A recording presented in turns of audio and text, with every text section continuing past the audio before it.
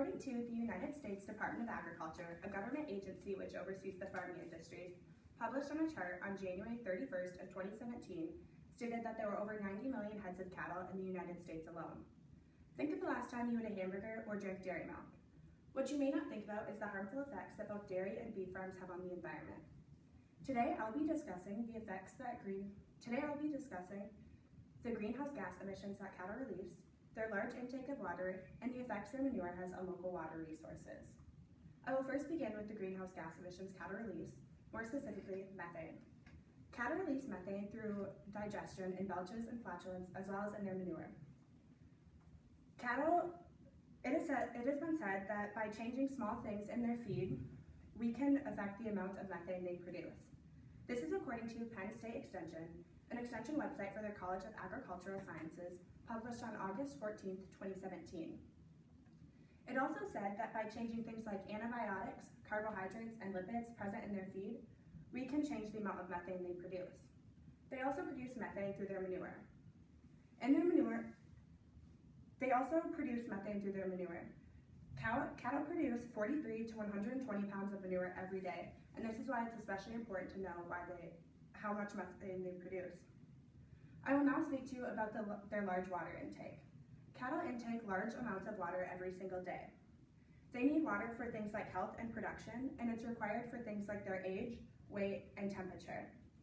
Cattle intake 3 to 30 gallons of water daily, according to Rick Rabsby, an MD at the University of Nebraska-Lincoln, published on July 19, 2016.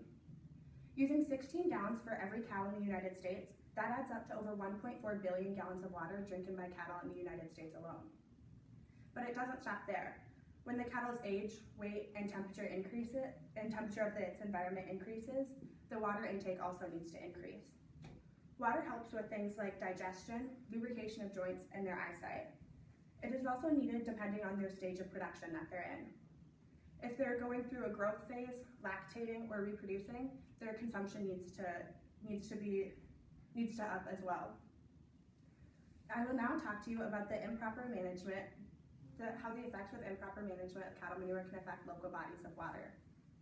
When cattle manure is improperly managed, it has negative effects on bodies of water surrounding it. Cattle manure contains things like organic material and nutrients, according to Hannah Hamilton, a PhD and affairs specialist at USGS, the United States Geological Survey, published on March 12, 2017. She also stated that the organic material in cattle waste can cause highly murky water with excess bottom sludge. The excess nutrients in the water, such as nitrogen and phosphorus, can cause algae blooms, excess weed growth, dead fish, dead zones, odor, and inhabit water activities for humans. The manure can be found in the water because of things like land runoff, feedlot runoff, direct animal deposit, and septic systems. Today, I have told you about the greenhouse gas emissions cattle release, their large intake of water, and the effects their manure has on local water resources when improperly managed. The effects that dairy and beef farms have on the environment are negative, and that's especially important to know about due to the 90 million heads of cattle we have in the United States alone.